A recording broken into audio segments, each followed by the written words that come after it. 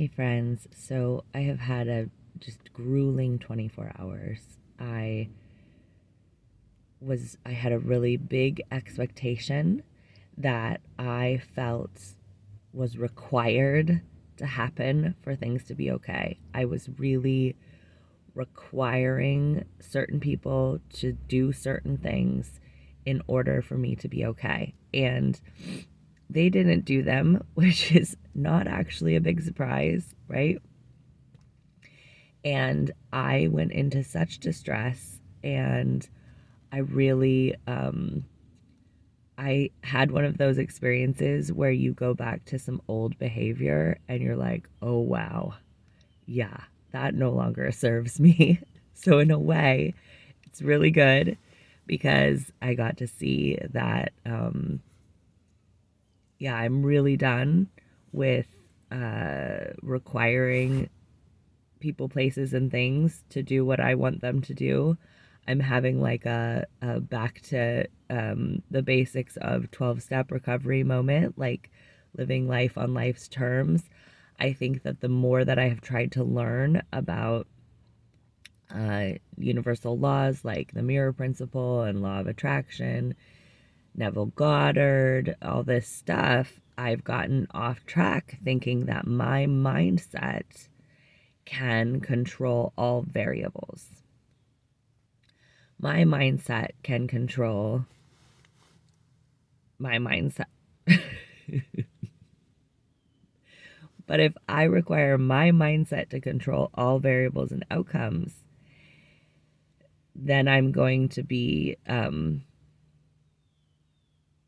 banging my head against a wall.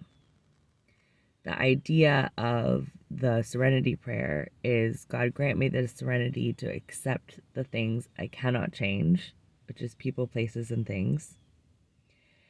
The courage to change the things I can, my attitude, my perspective, my mindset, and the wisdom to know the difference. And I think that is the serenity prayer. That is the most known prayer because that is the greatest challenge in this life. We are so trained to think that we could control people, places, and things that we fight. We fight for that. We think it's our right to control people, places, and things. And while I do really believe that our perspective will result in us experiencing more pleasant or satisfying or fulfilling people, places, and things, I think that's because you'll see. I haven't really slept in 2 nights. You'll see that you'll see the benefit of all things. You'll see that that any outcome can serve you, and so you'll experience stressful things as less stressful. But that takes a while.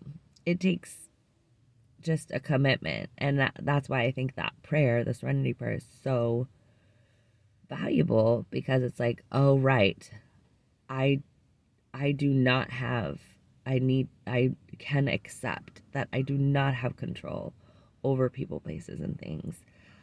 I can come back to taking care of my self when things do not go the way that I expected them.